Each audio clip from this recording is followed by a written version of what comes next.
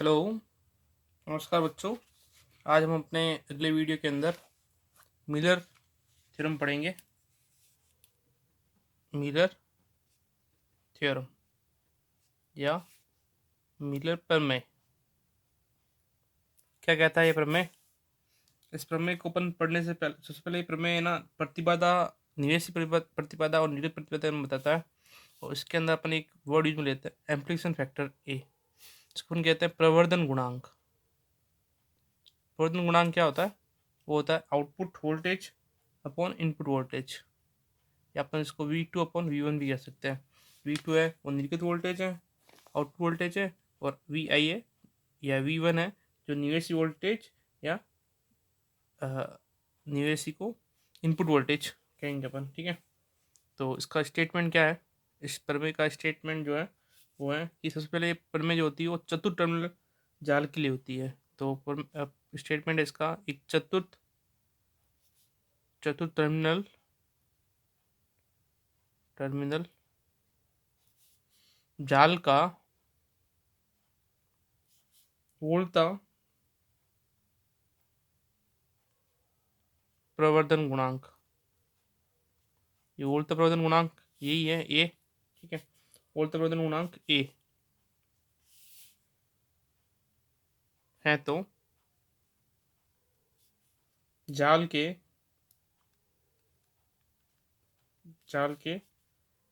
निवेशी व निर्गत सिरे के मध्य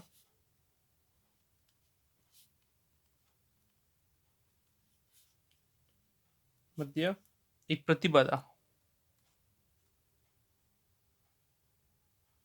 जेड संयोजित की जाए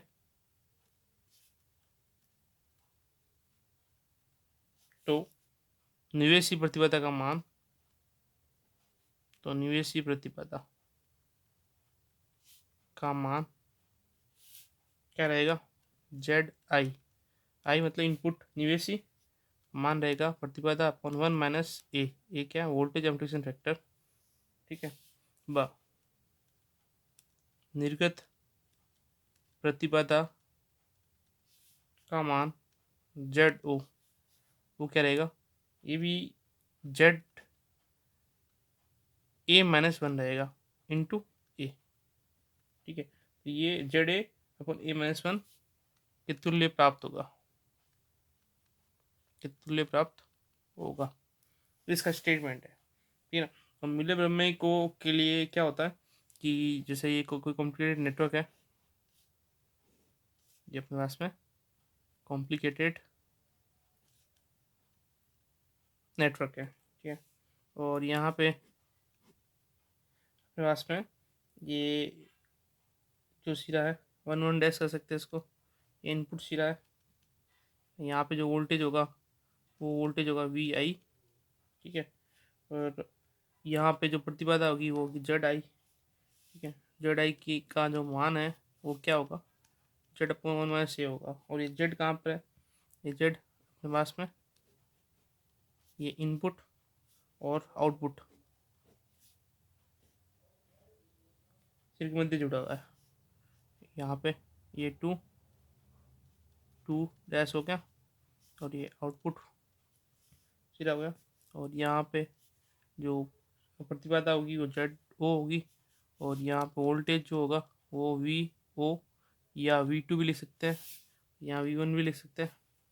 ठीक है, और जेड आउटपुट की जो वैल्यू होगी वो होगी A into Z upon A minus 1। ठीक है, और जहाँ A जो है ना वो क्या है, वो शुरुआत में बता दिया, V आउटपुट बटा V इनपुट है। ठीक है, वोल्टेज एप्लीकेशन फैक्टर या वोल्ट उत्पादन गुणांक है।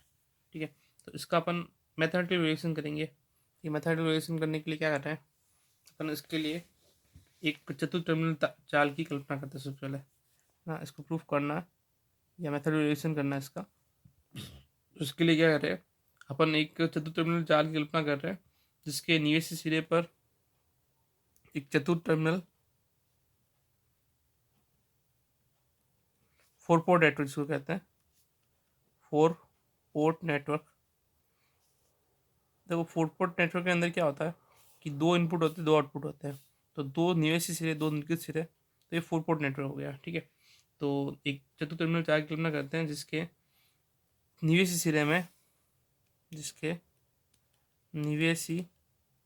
सिरे में धारा आई व वोल्टता VI है, तो वह निर्गत सिरे में धारा I आउटपुट व वोल्टता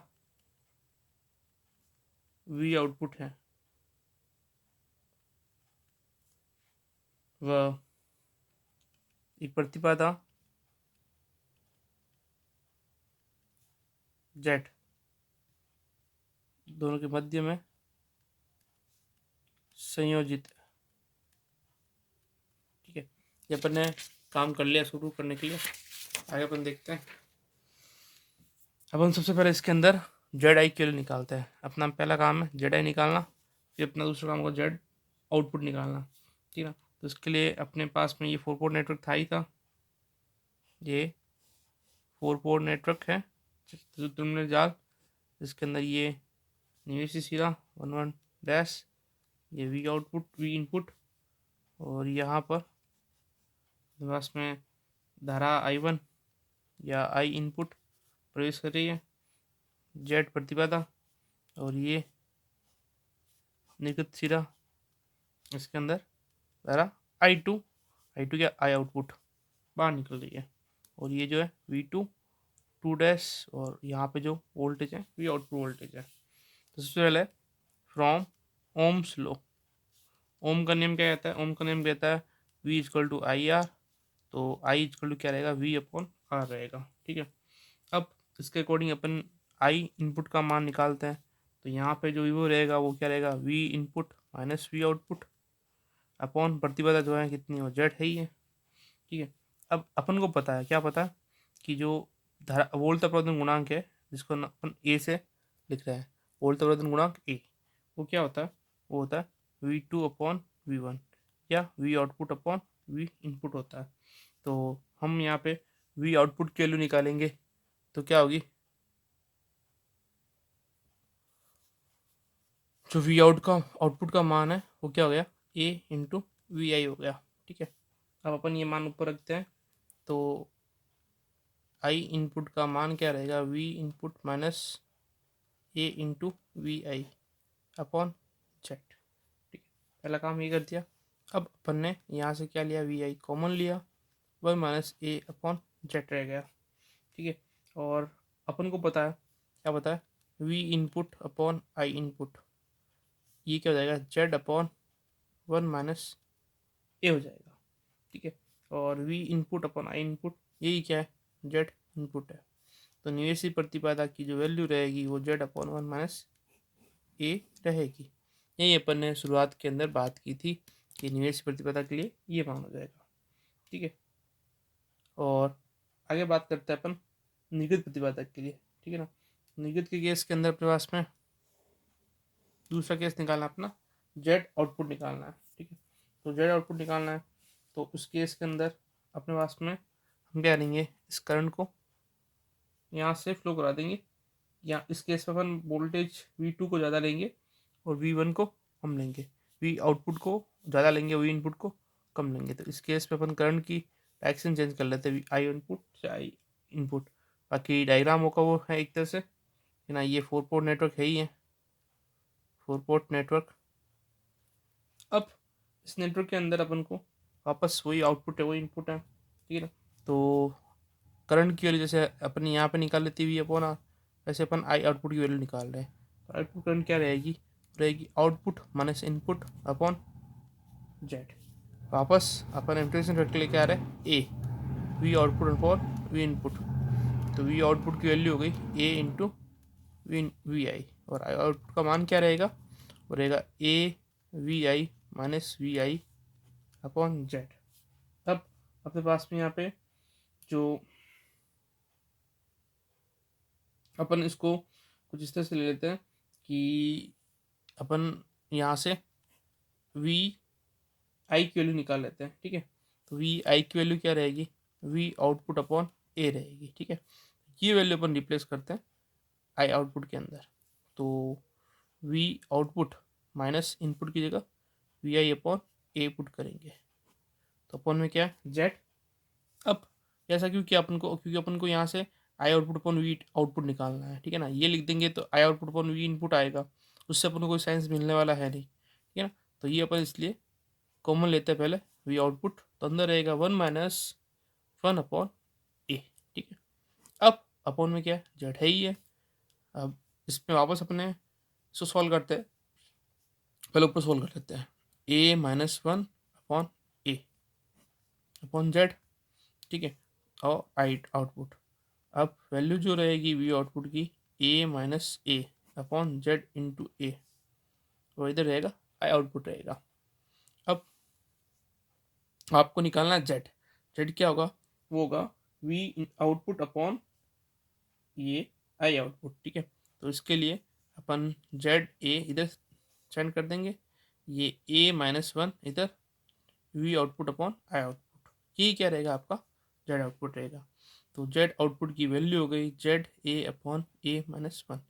तो आपका इनपुट इम्पीडेंस और आउटपुट इम्पीडेंस दोनों निकाल लिया। यही क्या कहता है अपना मिलर प्रमेय कहता है, मिलर थ्योरम यही कहता है।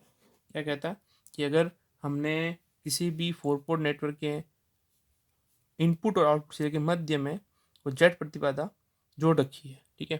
तो उस स्थिति के अंदर जो इनपुट प्रतिबाधा है उसका मान रहेगा जेड अपॉन 1 - A।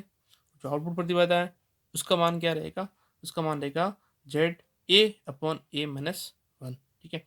ए यहाँ पर जो ए है ना, ये वोल्टा प्रवर्धन गुणांक है, जिसका मान अपन वी आउटपुट बटा वी इनपुट से लेते हैं, ठीक है।